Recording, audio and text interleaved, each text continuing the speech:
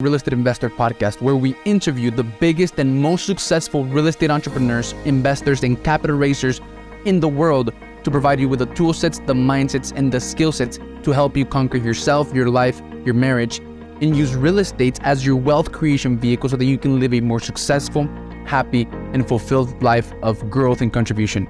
If what you're after is having it all, if what you desire is becoming the best version you can be across all areas, mentally, physically, emotionally, spiritually, sentimentally, and financially, you've come to the right place. We will bring to you the best of the best real estate entrepreneurs who will give you the insights, knowledge, experience, and skills so that you can go out and crush it financially and across all areas of your life. Grab pencil and paper, sit back, enjoy, and you are welcome to the Modern Real Estate Investor Podcast. Today, normally my guests are men, right? Modern kings. But today I have a special guest for you. She's a modern queen. She's a networker, capital raiser, real estate developer, and I'm super excited to have her. All right, she adds 10x value to your life and business, so not only business but also your life. And she works with her company called Clow, which is short for Crystal Lou, right? So super excited to have you, Crystal. Thank you very much for being here, and you're welcome to the show. Yeah. Thank you for having me. I appreciate it. So the first thing that I ask my guests is the following. I asked them to walk us through their real estate investing journey in 75 seconds or less. So in 75 seconds or less, I would say networking kind of got me to where I'm at now. So, I also own a custom woodworking company, but, in me doing that, building relationships with developers, attorneys, capital raisers, brokers, agents, like you name it, met a developer and he was like, hey, like if you can handle all the capital raising and all the money on the front end and handle all the politics and all the media entertainment and all the, interviews and stuff like that, then we can partner. And so found a couple of people that had proof of funds and, we partnered ever since. So now, we do everything from the real estate side on the equity and debt to construction development. But, I got to where I'm at because of building relationships with people and, trying to add value to people's lives as well. So what kind of company did you mention? A construction company you mentioned at the beginning? Yeah, so it's an investment and development firm. So we do everything from concept to keys. So everything from equity raise, debt to construction and development. On the construction development side, we come in from the aspects of like cost savings. So we have our own subs, architects, engineers, and material costs to cut the internal costs of the whole construction development side. So we can do everything from raw land to value add. So we've done mixed use new development, we've done value add multifamily, we've done gas stations, tech data centers, bridges. There's really no capacity that we can't do, and utilizing different architects and engineers for their licensing for like those like bridges and stuff like that, because you need an architect that has a stamping and the bonding capacity to do projects like that.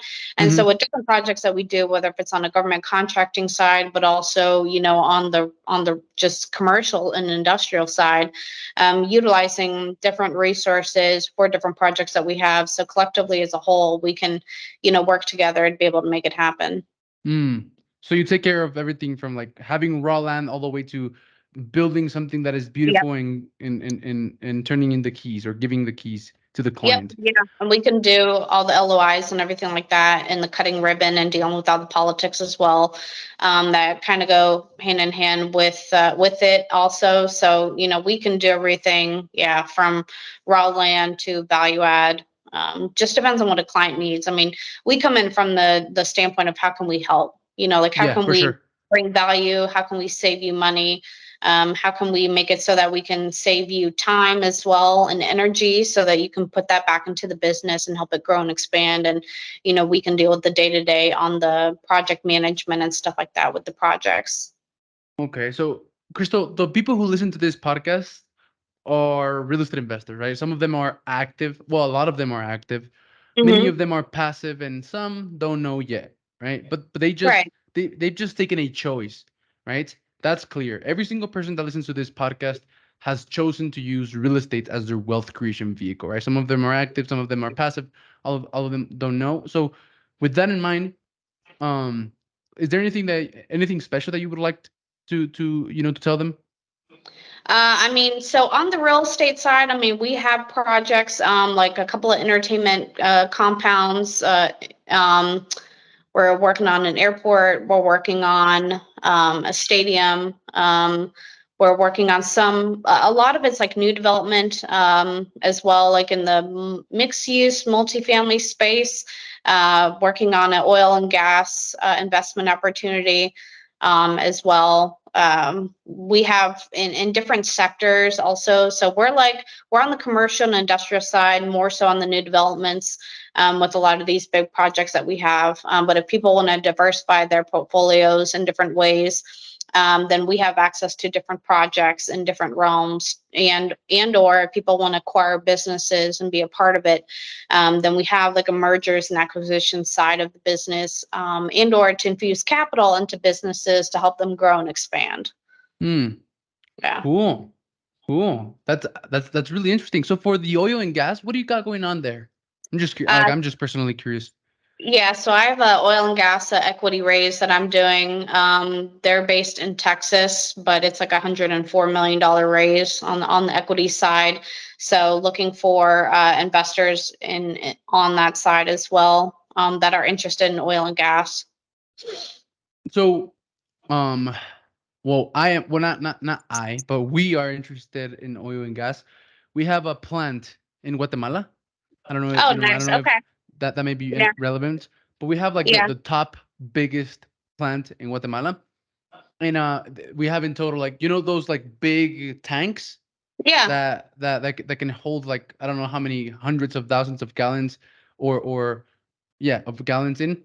Well, we have Yeah. And then like 12 of those nice. huge, Nice. yeah, Okay. in Guatemala. And right now the problem that we have is that we don't have anyone that can give us fuel, right? Because, like, the big trucks come to like fill their stuff with gas, and then they go Yeah. and sell to the gasoline stations and all of that. Yeah. Well, that's what we have, and the problem that we have right now is that we don't have anyone that can give us fuel. That's the problem that Oh, we have right now. yeah, I mean, we could talk offline. I mean, I have like sovereign relationships like all in every single country. So, we have projects from a sovereign level as well, whether if it's oil and gas, nuclear plants, like environmental type of projects. But I have access to different oil and gas companies internationally as well. So yeah, we can have that conversation offline too. Awesome. Yeah. Yeah, let's definitely do that. So then to now ask another question that might be interesting, fun, and entertaining to the audience. At the beginning, you said that, like, networking and building relationships was what took you on this path. Oh Can you talk yeah. to me a little bit more Yeah. about that? Oh yeah. Yeah. So yeah, so it started like 3 years ago, so prior before that, I was a chief of staff for 12 years for different chairman CEOs, different companies. I also was a CFO, CMO for different companies. And I also own a custom woodworking company. So in the same context of when I started that woodworking company, I started my real estate business, right? But I didn't know what I want to do in it, right? I needed to build relationships with different people in different capacities for me to be able to connect and build relationships. And so at the same time, like, so I'd be in my woodworking company from like, 6 a.m. to 3. And then Mm-hmm. afterwards I would go build relationships. So meeting with brokers, SEC attorneys, different types of lawyers, agents, capital raisers, developers, just the whole gamut. Trying to figure out what I wanted to do. And I knew my bread and butter was like building relationships and connecting the dots with different strategic implementations of all the different relationships that I have, to collectively as a whole, bringing different teams together to be able to make certain deals happen, right? So whether if it's, family offices that I have relationships with, and or hedge funds, equity firms, I'll connect the dots to, those firms to be able to put in the equity for the projects, and then also have relationships on the debt side to bring those, together, and then partnered with people that handle the construction development side. So I'm not doing it, but they have the past performance and the experience to be able to, do those type of projects. And so then collectively as a whole, we kind of do the whole gamut. And then partnering with different people in different sectors, so that, again, collectively as a whole, we can pretty much hit different realms if need be, whether if it's, real estate, oil and gas, mergers and acquisitions. We're also building internally our own hedge fund. And banking, getting all the series 6 and 7s and stuff like that to internally become our own bank, and working on that right now as well with the other, strategic partners that I have, to be our own fund, internally. And so, it's like just building relationships, and quality relationships, right? Because like we go from the aspects of like,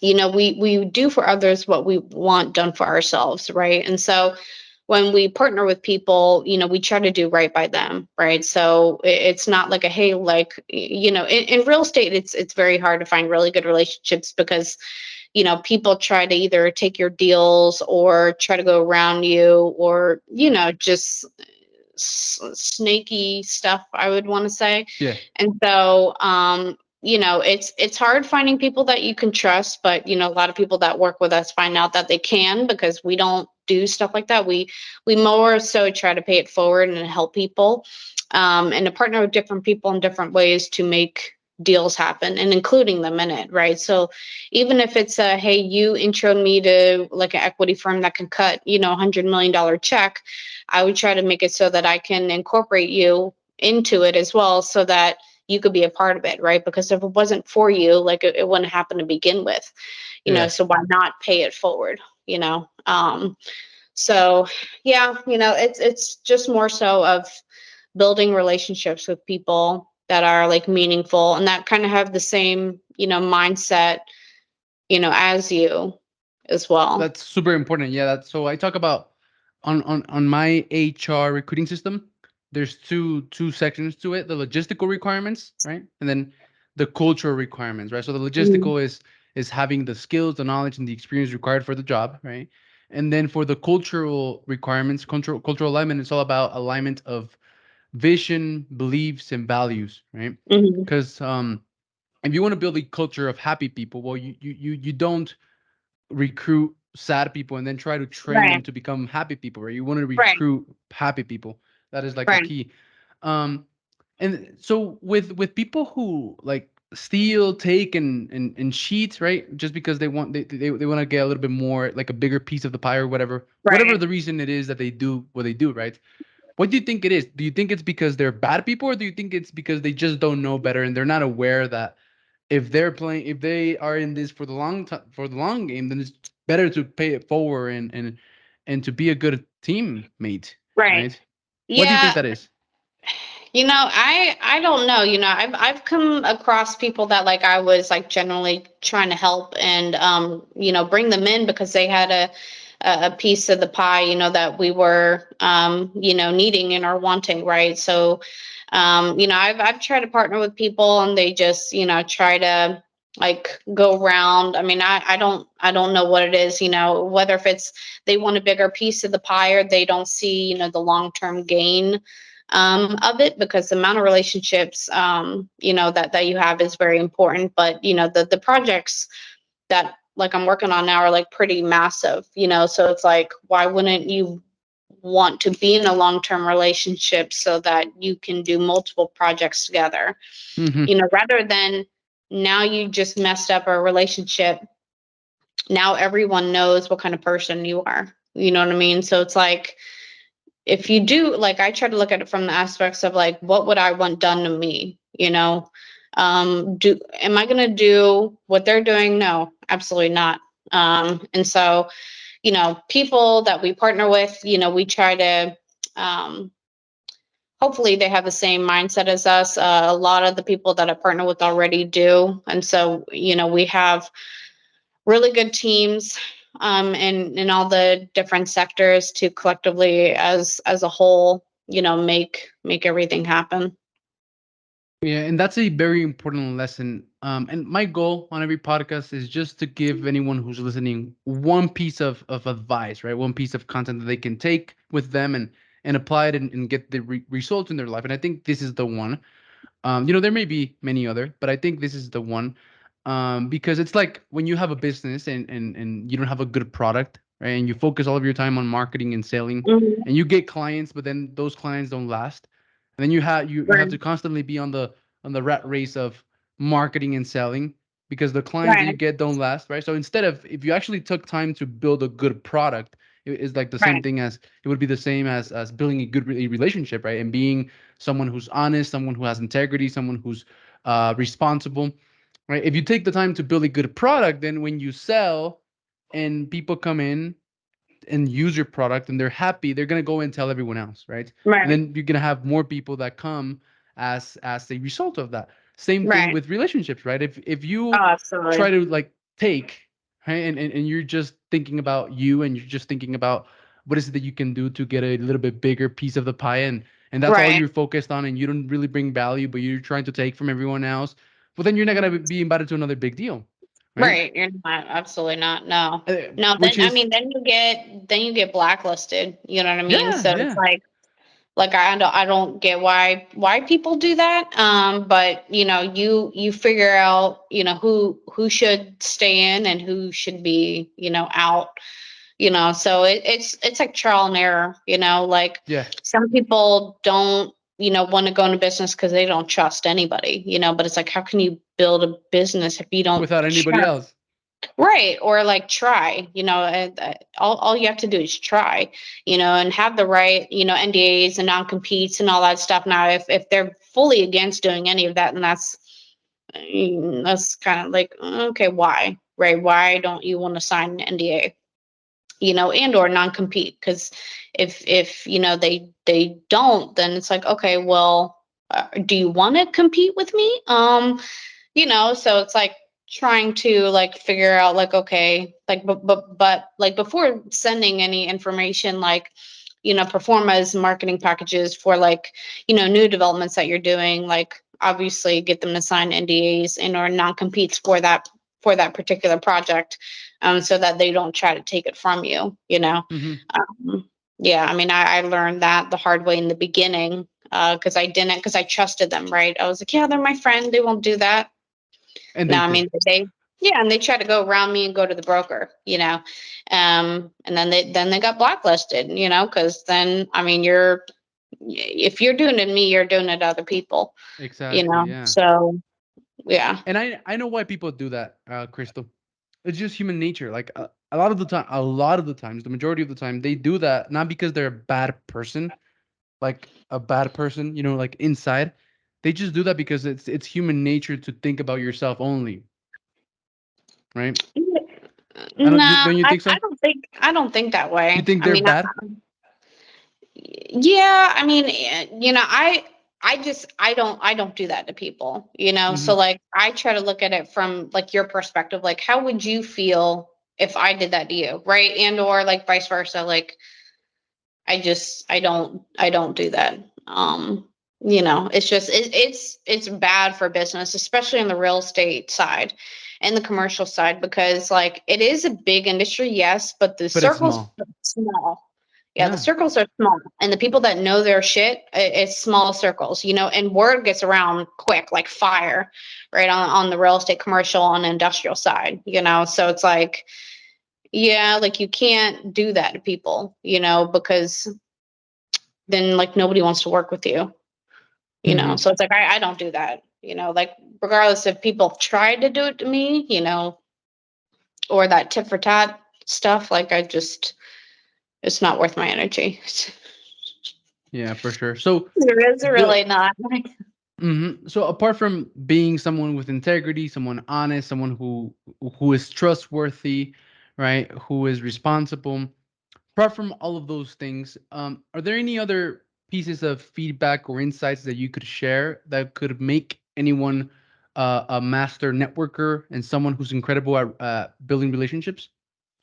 Yeah, I mean, I would say just keep building relationships with people in the different sectors that you're needing those type of people in, so it's like if you're like 1 week or like 2 weeks, you need a developer to partner with. It's like, okay, look on LinkedIn for developers in your area that you're wanting to partner with and the certain type of keywords, that you're looking for them to have, and then messaging them, building relationship with them, seeing how you can, partner in different ways. So all the different sectors of the different components for your business that you need, start building all those relationships. Even if you don't, even if you haven't started, start Yeah. building the relationships so that when you get to that point of, hey, I'm ready to execute, then you already got all those people in line. You already got all the relationships built. So it's just, it'll be easier to pull the trigger on it.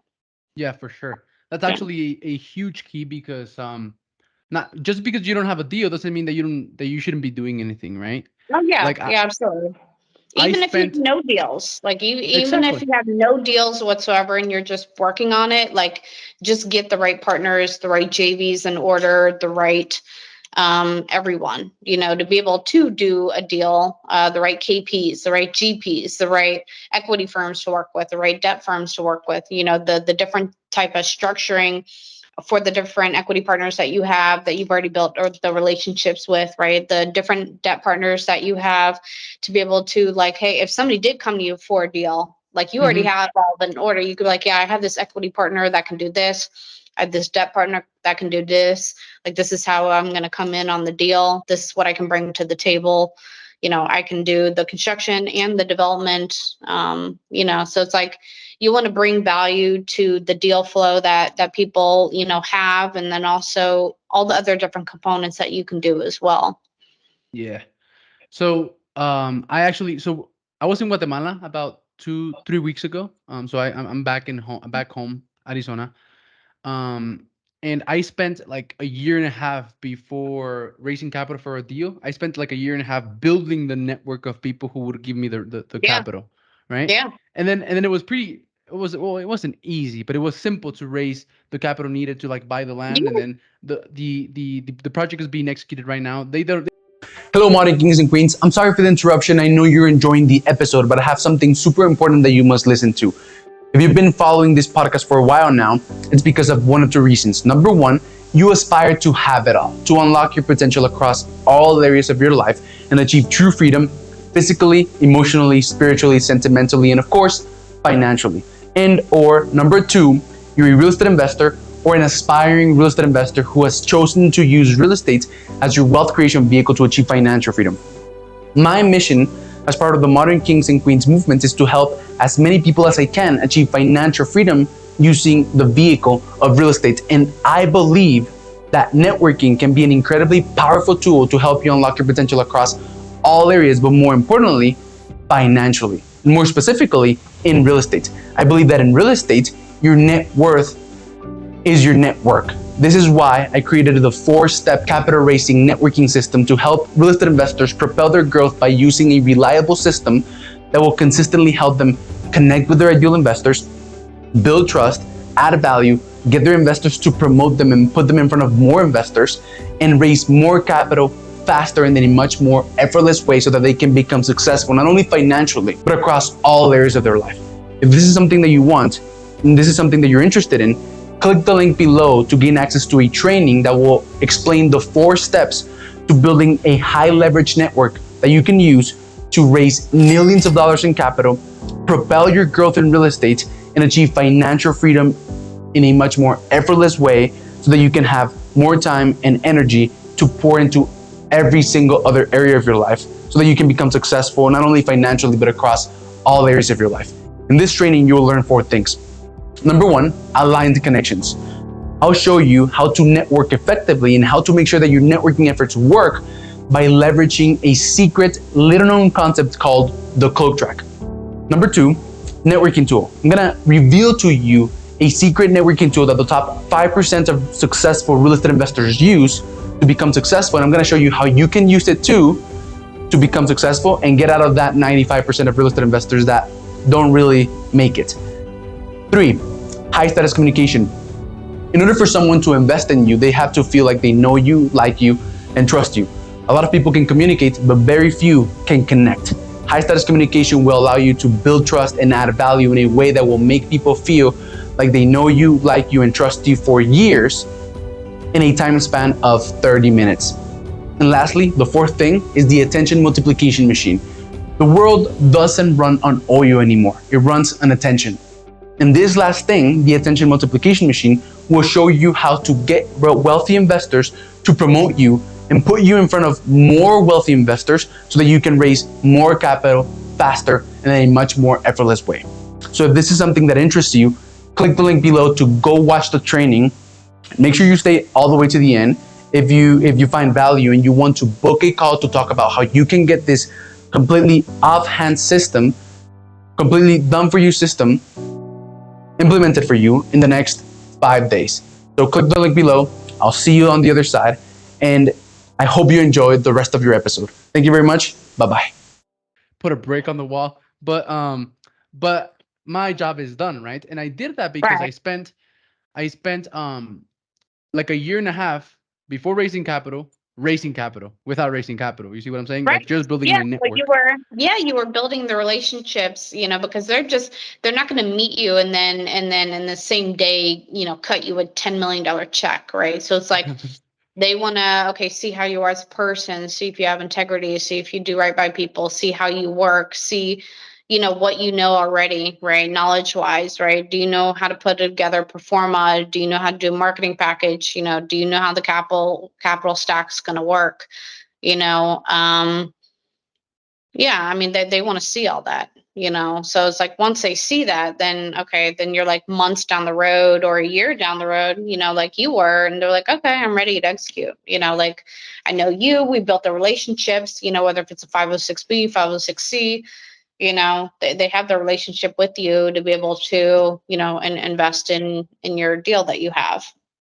An important thing here is consistency, right? To see if you Oh, showed absolutely. consistency over a year and a half, or Right. or, or whether you were like started a new business and then started a new thing and then did a completely different thing and didn't Oh, stick to yeah. anything, right? Right. Yeah. Yeah. I mean, just be consistent and like keep going. Like you're gonna have pitfalls. You're gonna have shit that's not gonna, come to transpire. Things might go left, things might go right, but it's like the consistency of saying like fuck it and I'm gonna keep going. Like Yeah. I'm not gonna give up. I don't care who's in my way. Like I'm going to keep going. I'm gonna conquer whatever, I came here to do, like a lion would, like you don't care. You're gonna pursue, you're gonna go after your dreams and your goals and ambitions. And the things that didn't happen, okay, that's a learning curve. It's not a failure, right? I don't look at things that didn't work out as like a failure. I look at it as like, okay, I learned from that. Now how can I use that and move forward? Not like, oh yeah, it didn't work. Oh well, I'm done. It's like, no, like what did I learn from that situation and how can I, move forward from it and implement it into, everything else that I do. Yeah, this reminds me of a book called, I don't remember the word. There's a word, but it's basically like chemistry turning Mm-hmm. something bad into good. The Mm-hmm. alchemist. Yeah, being an alchemist, right? Oh, that And alchemist. Yep. anything that might have seemed like a failure, turned it in. You should turn it into a lesson, right, or something that moves Right. you forward faster and with more ease. And then adopting that lion mentality, like you're talking about, of you don't hope whether your dreams and goals are going to happen. You know they're going to happen, right? Because Oh you're yeah, going to, absolutely. yeah. Absolutely. Um, Yeah. And it's thinking positively as well, like thinking positive regardless if like stuff's not going your way, thinking positive, speaking it into existence of what you want, writing it down and going after it, because your mind, your subconscious mind, like you can make yourself, not go the way you want it to because you're putting your own limits on your own self, so it's like also reprogramming like your subconscious mind to start thinking more positively so that you can implement that into in the next phase of your life as well. so Crystal, just like switching topics here, in a very awkward way. You got published recently. What was Mm-hmm. that about? Can you tell me? In which one? Oh, and which one There's was like it? there's like a couple of them. So there's was some magazines, there was some articles.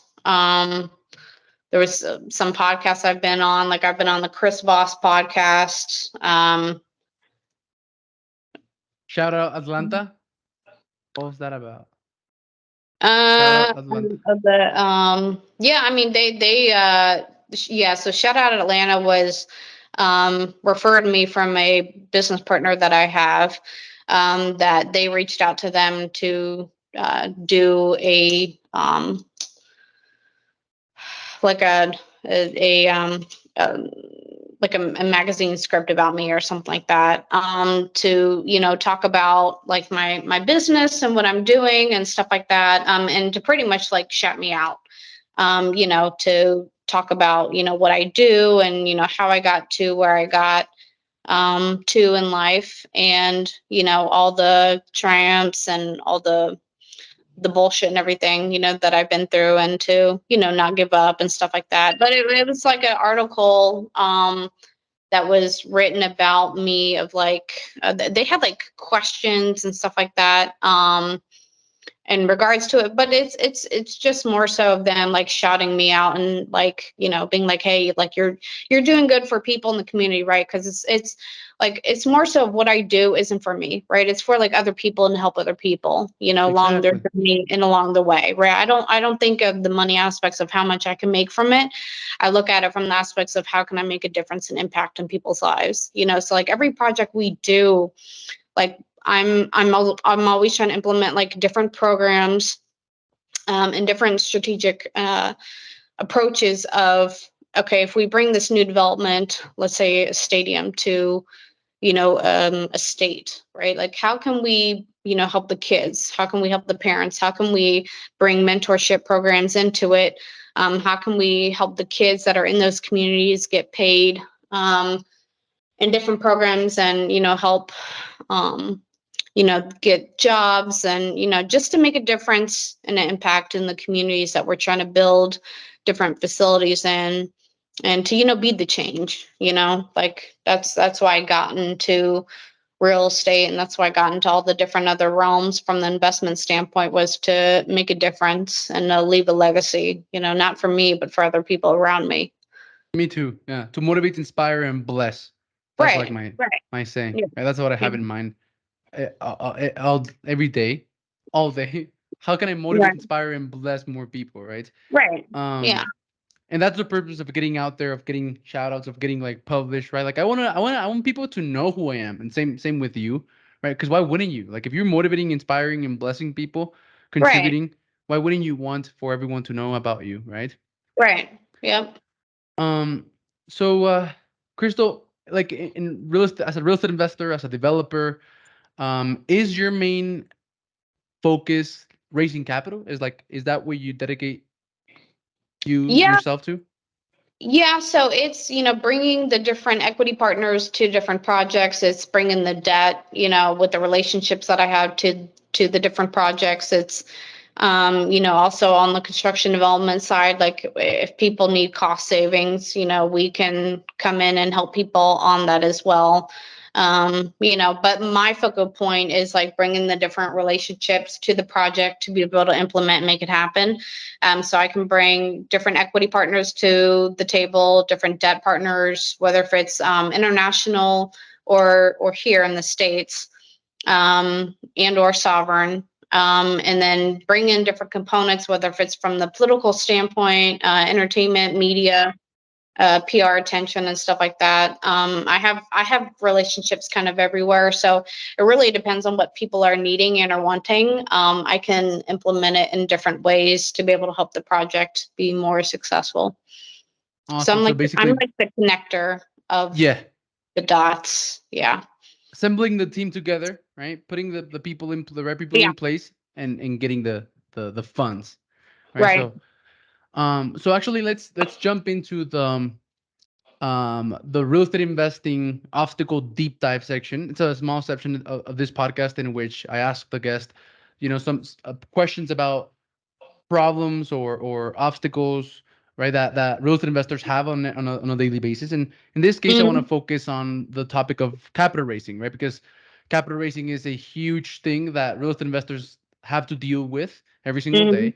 So Right. the purpose is to like give them the tool sets, the mindsets, and the skill sets for them to be able to navigate those obstacles a lot better. So um, in your experience, Crystal, what do you think is like some of the most some of the biggest struggles or obstacles when real estate investors are looking to raise capital? Um, I mean, I would say like probably building the relationships, and you have to find the right people that are in those certain sectors that you're raising the capital for, and you have to know, the certain SEC law requirements and stuff like that for that capital raise that you're doing. If it's a 506B instead of 506C, from the capital raise standpoint, getting the right, lawyers involved on it as well. But, from just from the capital raise side, it's just building relationships with people. And like when you have to explain to them, okay, what are they getting in return for it? Like you have to be able to break down the performas and showcase the marketing packages and sell the project that you're doing. And, being knowledgeable enough to talk the talk and walk the walk with them so that when they have certain questions, you can either bring the GP that either has the deal on the table to be able to explain it in more depth, and what they're going to get for, out of that equity stack, right? Whether if they're coming in from a GP or LP standpoint, like how much equity is needed for it. Is the debt already taken care of? Do you have the land already acquired already? What does that look like? What kind of waterfall are you doing on it? What's the exit strategy you're going to be doing on this? What kind of property management company is coming in, because a lot of GPs as well won't invest in it from an equity standpoint if the property management company that is going to be doing it they don't like, especially if Yeah, they don't have a good reputation on it, they're not going to want to be a part of it.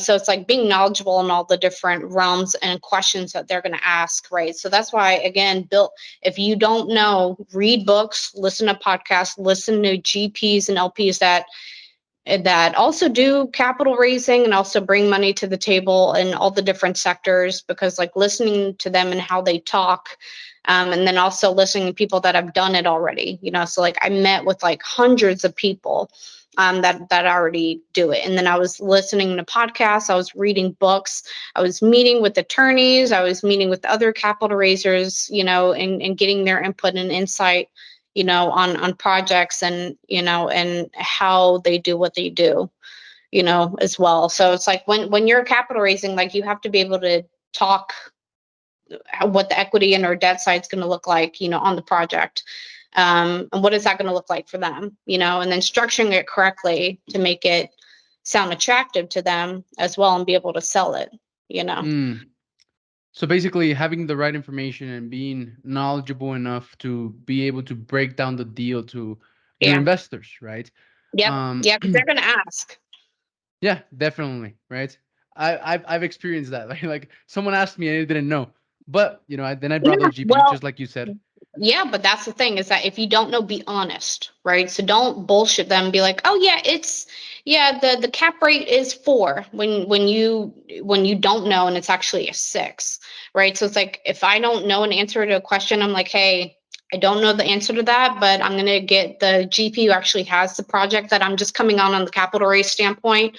Um, I don't know that answer to that question, so apologize for the inconvenience. Let me get them on the phone right now to answer that for you so I don't misspeak, right? So it's like if I don't know something, I'm either A, gonna go learn more about it after that call so that I'm more aware, and know the answers to those questions, and then B, get the person that would have that answer on the phone right away and or schedule the call next, so that A, they can see the transparency. If you don't know it, you're going to find out, and B, you're not going to lie, Exactly. right, as well, because if they see that, and then again that goes back to building the relationship with them, so if you're like sitting there and like lying them about whatever on the project, and then the GP comes on and is talking about their project, if you're just coming in from the capital raise standpoint and it's somebody else's deal that you're just bringing capital to the table, and they know more details about that project than you do. And you're like,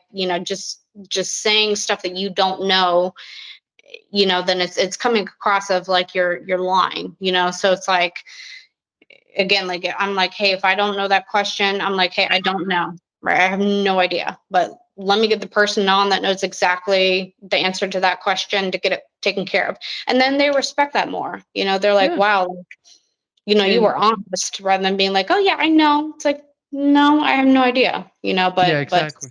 I'm going to go learn some more, but I'm also going to get the person on the phone that can take care of that for you and answer that question for you.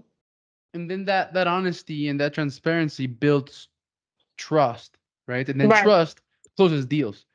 So Right. honesty builds trust, and trust closes deals. So Oh it's yeah. yeah, Yeah, yeah, absolutely. Yeah, I mean that definitely happened, in the beginning, for me, because I was like learning, right? So I was like, hey, like I'm learning all this capital raising stuff, but I have the right people in place to be able to do the deal, right? And then like being very transparent and be like, hey, like this is my first deal. I don't, know that much on it, but I'm learning right as I go. So like, okay, so they're like, damn, like you're being really blunt, which is good, because then they see like, well, she's not gonna lie. yeah.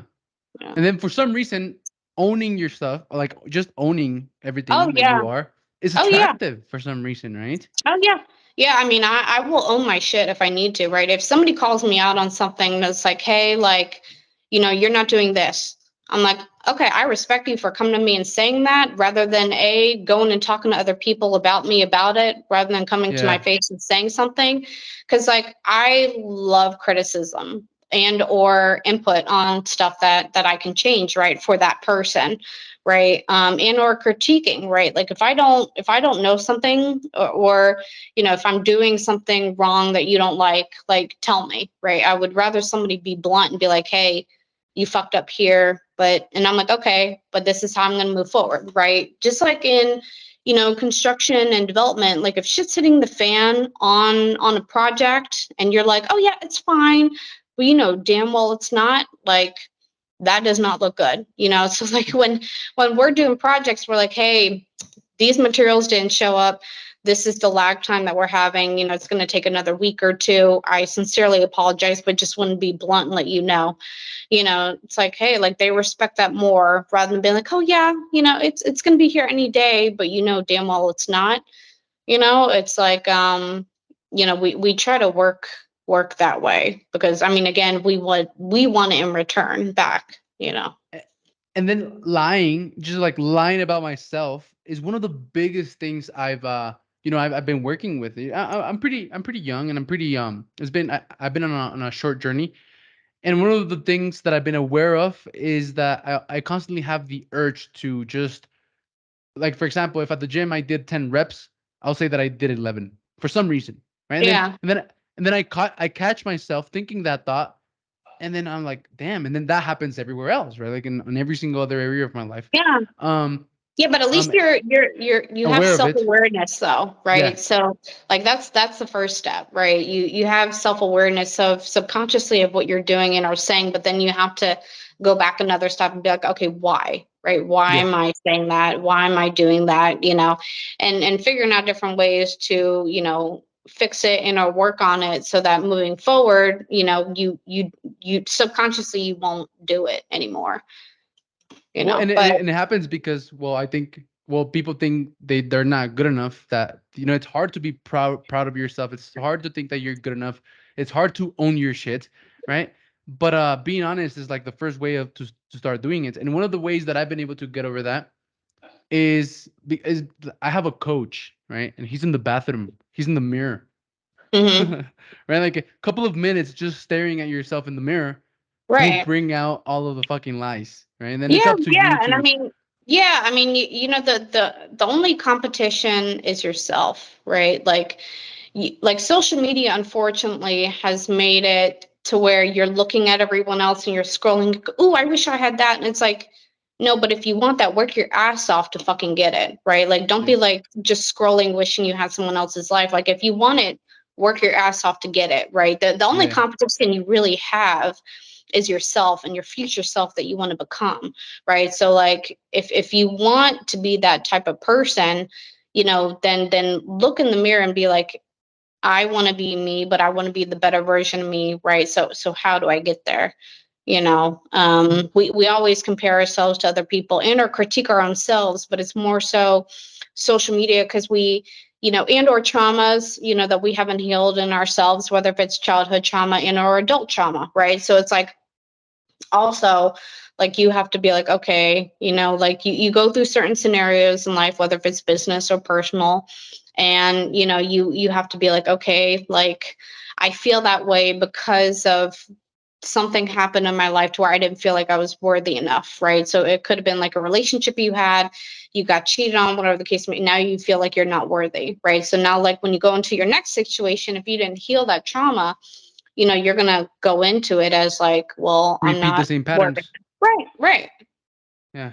So it's been great couple of minutes all about capital raising. Like it's literally been all about capital raising, right? Being honest, being having integrity, being transparent, owning your Yeah. stuff. Um, so I want to ask you something. So you gotta have the right information, be educated about the deal that you're promoting and trying to raise capital for, Hmm. and be able to break down the deal to the investors or anyone who asks you. So with what about building relationships? What do you think about building relationships with other capital raisers? And then instead of being you who like raises the money, you Hmm. personally, you have a network of capital raisers that invest that raise capital for that specific deal that you're working on, and then you just bring them on. What do you think Oh about yeah. that?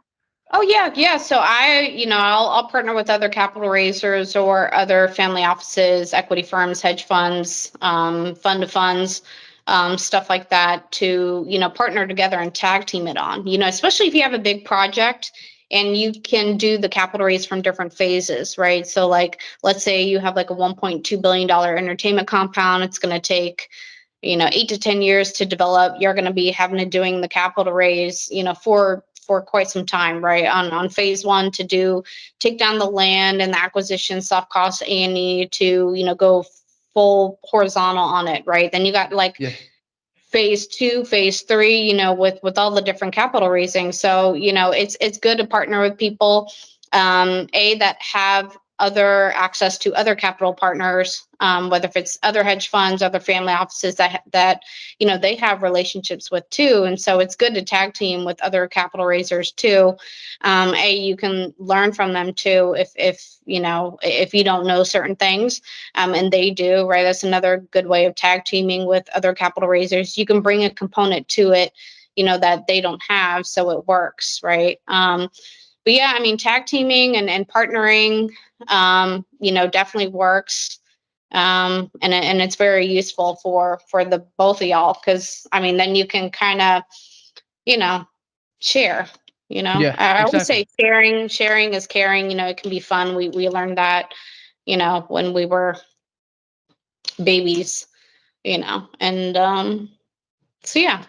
Yeah, and the reason I wanted to like close with that is because I knew what you were going to answer, and then I'm just like looking to break beliefs, of anyone who's watching, right, and listening, because most people playing at a lower level or just getting started or whatever want to do everything themselves, right? But then Oh, the you bigger you can't. go, the more you need people, right? Yeah, yeah, you can't. I mean, hey, if you want to, go right ahead. But I partner with people that have the past performance and the experience on a different level that I'm needing, right, in the certain sectors of different investment opportunities that you're doing, right. So like an entertainment compound, like all the soundstage entertainment, like I'm not going to build it myself, right. So Yeah. it's like, okay, you partner with somebody that can do the construction and development, but you tag team with them on the capital raise side of things too, right? So it's like you build all these relationships to be able to execute because like you can't take down a deal like yourself. Like you need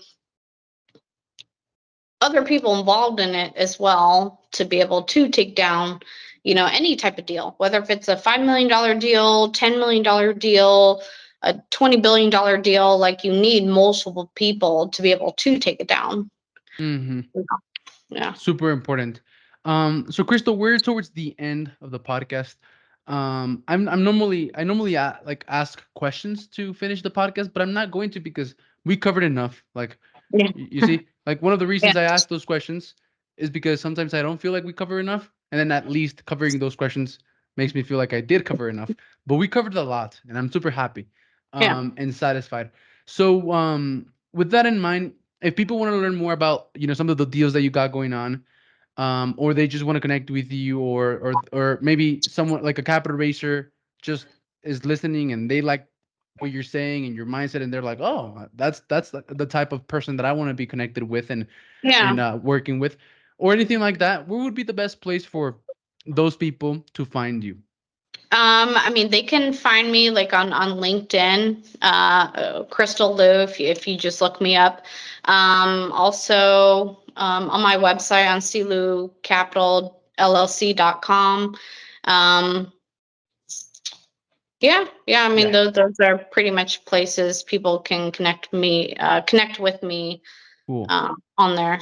Well, I have all of that, and we'll put all of that wherever this podcast appears. Is there any other message, any other piece of like advice or anything or anything that you may want to tell the audience that Yeah, I mean, before we leave? yeah, collaboration beats competition, so if you can collaborate with people and do more deal flow, you can make more difference and impact in people's lives. Like we're only here one life, so Yeah, you can't take it with you, right? Like the money that that you make on it, the anything, you can't take it with you when you go, so collaboration beats competition.